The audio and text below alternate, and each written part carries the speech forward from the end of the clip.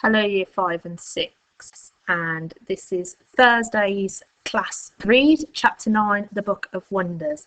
Now, before you start this chapter, make sure that you have made note of the questions from today's guided reading lesson, so you're able to answer those as we go through. Okay then, Chapter 9, the Book of Wonders. The nightmare never changed. Daniel was trapped in a sinking fishing boat. He could hear the calls of his father as he groped around in the darkness, but he couldn't find him, couldn't do anything to help. He woke up with a desperate gasp, just as the freezing water closed over his head. A silver magpie with sparkling ruby eyes sat on the pillow beside him. Its twin was hopping around the foot of the bed. The magpie had dropped a small black envelope onto Daniel's pillow. It nudged the envelope towards him until the sharp paper pressed against his nose. Inside, he found a black card with a message in golden ink. Your first lesson shall commence in 1 hour. Follow the magpies, Mr. S. Daniel turned the card over in his hands, still trembling from the bad dream. What sort of lesson lay in wait? In the wagon, he found a wardrobe filled with black trousers and sweaters, crisp white shirts and golden ties, his Emporium uniform. Go on then, he said to the magpies when he was dressed. The birds fluttered through Daniel's bedroom door to the great hall of staircases. They began to climb through the Emporium, navigating the tangle of steps in a series of swoops and spins and slows. As he followed the birds from one staircase to another, higher and higher, Daniel glimpsed many corridors of shining black brick. Countless doors lay along those passageways. But what lay beyond the doors? Wonders, Mr. Silver had called them. Somewhere along the way, Daniel spotted movement in the shadows and realised that the girl he'd seen in his wagon was watching him. He took a step towards her and raised his hand, but she hurried away into the darkness like a startled fox and was gone. He would have to ask Mr. Silver about her, perhaps after his lesson. One of the magpies pecked his ear, letting him know that it was not amused by the disruption, and they were moving again until finally the birds landed at the foot of a wide door. Daniel pulled it open. The walls of the square room beyond were completely hidden under rows of bookcases. He narrowed his eyes, squinting at the walls, and realised upon closer inspection that there were, in fact, no bookcases. There were only books. The books were the walls, and in that moment it hit him. Every object in the room, from the armchairs to the tables to the lamps, was made from books, or the covers of books, or pages that had been torn from books. The floor was made of books, the ceiling was made of books. A miraculous fire was burning in a fireplace, made entirely of books. Glad you could make it. There were 2 armchairs. Both had been empty when Daniel walked into the room. He was sure of it. Now somehow Mr. Silver occupied one of them. He nodded to Daniel, motioned for him to sit opposite.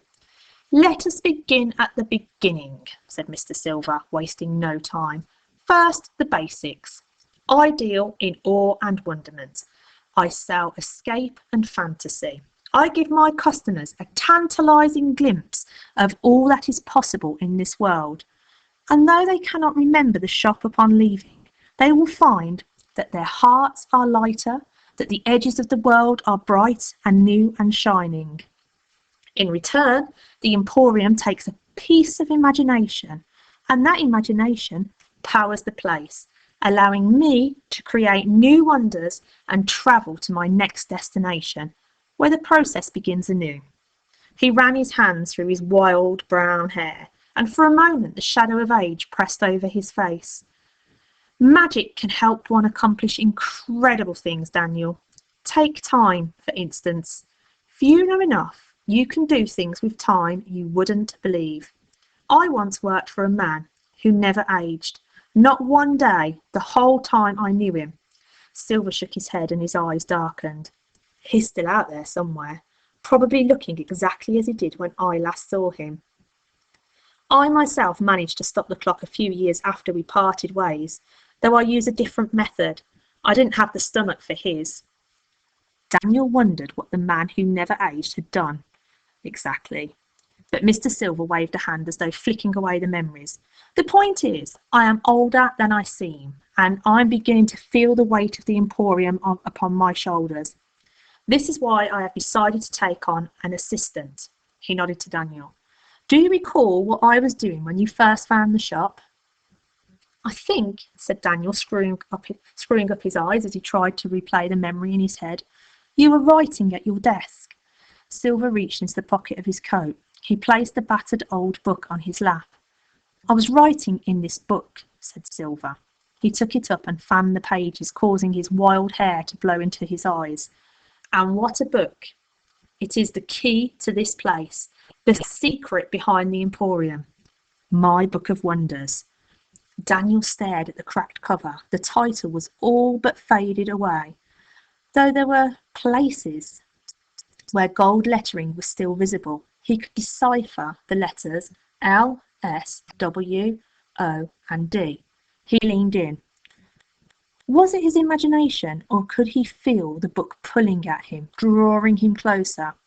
Silver continued, "For every room that will ever come to exist in the Emporium, there is a page in this book.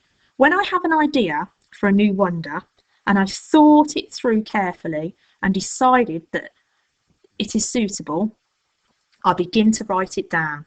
The pages are enchanted and entwined with the shop. When I have finished writing, a wonder will appear, somewhere in the corridors." "All the doors I saw on the way here," said Daniel. "All the wonders, they have a page in that book." Silver thumbed through the pages, selecting one passage and placing the open book on the table.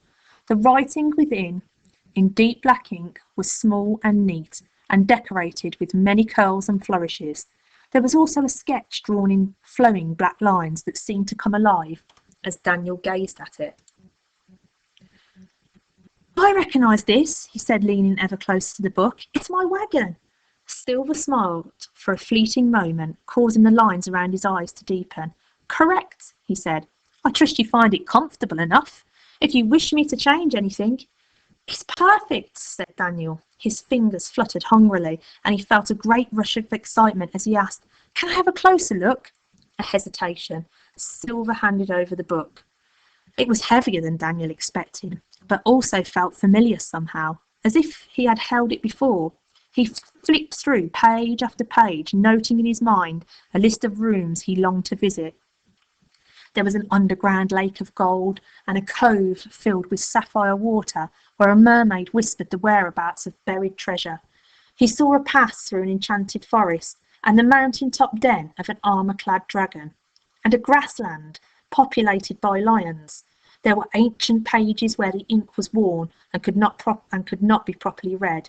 One such passage caught his attention, and as he stared at the words, his stomach told him that they contained something vast and dark and ancient. "The Library of Souls," said Mr. Silver.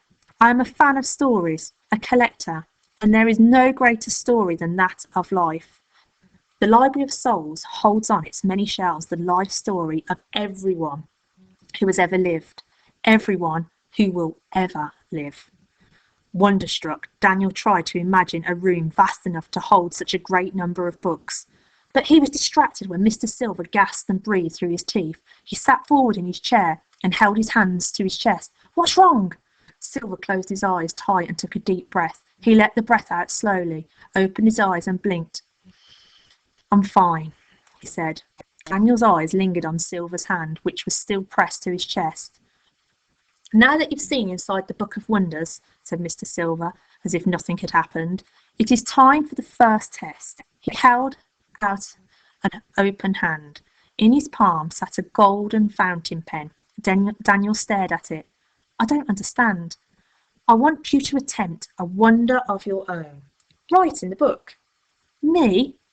Make a room appear from nowhere? You're having a laugh."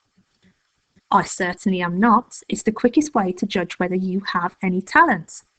Daniel fidgeted in his chair. He had not imagined his first test could be something so huge.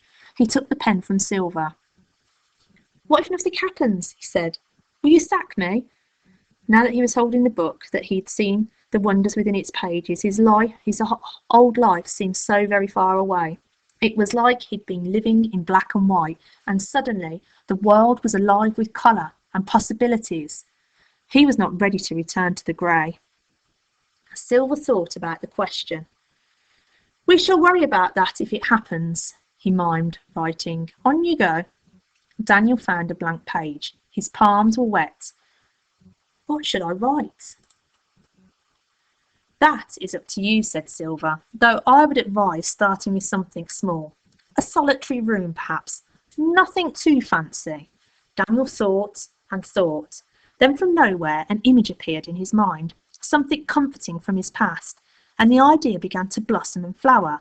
When he was as certain as he could be, he began to write in Mr. Silver's book. When he had finished, the entire page was filled with the neatest handwriting he could imagine. His fingers tingled warmly. Silver motioned for Daniel to hand the book over. Do you think it worked? Daniel's heart punched at the side of his chest. Mr. Silver shook the messy hair from his eyes and went to the door. Let's find out, he said. The Emporium was closed, which meant the corridors were deserted and cloaked in shadow. As he followed Silver, sticking close, Daniel imagined that he could hear the walls breathing. A shiver danced down his spine. As if reading his mind, Mr. Silver said, It's perfectly safe to walk the corridors, to explore. In fact, I encourage it. Everything you see is under my control. Nothing will harm you. In all the years I have been welcoming customers into the Emporium, no one has left with so much as a bruise. It's just the thought of getting lost, said Daniel. I could wander around forever. You will find your feet, said Silver. Walking the corridors and passageways will become second nature. I know this. If by some curious twist of fate you find yourself in trouble, the Emporium will help you. All you have to do is ask. Silver slowed at last. He tilted his head to the side as if he were listening for some faraway sound. He took 4 slow steps to the nearest shining black door and pressed his ear against the surface. He stepped back. His gaze flicked from the door to Daniel and back. This is new, he said, and it is not one of mine. He gave Daniel a curious look, like he was staring at some alien creature. Open it. Daniel trembled as he approached the door. Even after everything he'd seen these past few days, he couldn't quite believe that a new room had appeared simply because he'd written in an old book. And at the same time, he felt a strange sense of wondrous pride. But was it enough? Would he pass the test? His hand was slick with sweat as he grasped the door handle. The lock gave a satisfying click. The door opened. The room was circular and dim and cold, and in the centre stood a column of stone, honeycombed with hundreds, thousands of open compartments. In each compartment sat a glass sphere. A staircase wound up around the column, stretching into endless darkness. Mr. Silver stared around. His mouth hung open a little. Daniel reached out to touch the column. He half expected his hand to pass through, that it was not real, but his fingers found the cool, rough stone. It's real, he whispered. It's really here, just like I imagined when I was writing in the book. Silver selected a sphere from the column and spun it in his hands, watching as a flurry of snow whipped around the inside of the glass. Snow globes, he said. Why snow globes?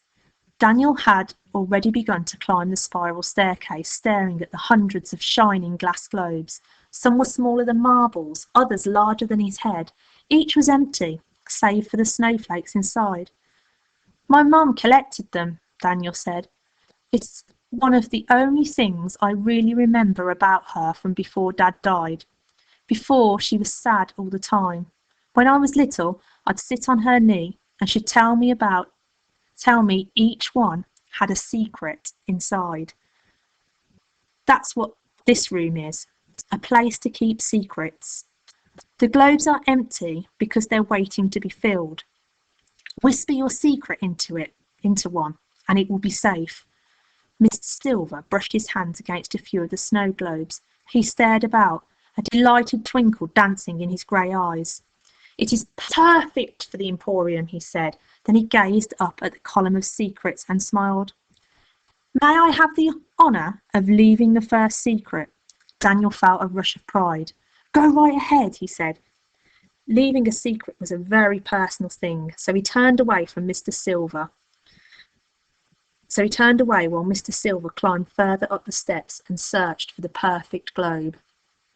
When he reappeared, Daniel asked, "Did it work?" A pause. "I feel lighter," said Silver. "I think that means it worked. So, did I pass the test?" Mr. Silver seemed to be amused by the question. "You have talent," he said. Daniel could not hide his proud smile. He felt giddy and important. Mr. Silver's face became very serious. He went on, "The Book of Wonders is a very powerful thing, Daniel. It is tied to me, entwined with my soul, so entwined that we are almost one and the same. Your connection to the book is something new and unexpected. If by some tiny chance you ever come across the book when you are alone, I must ask that you do not write a single word in its pages without me. You are inexperienced, raw. The results would be unpredictable, dangerous even. Understand?" "I mustn't write in the book without you," said Daniel. Silver smiled and bounded down the steps 2 at a time. "From now on, you will write 1 page in the book every night after closing time. If you continue to show skill, I think there is much I can teach you. But be on your toes. At some point, I will test you again, and I promise you will not see it coming." Then he was gone, leaving Daniel alone with his secrets.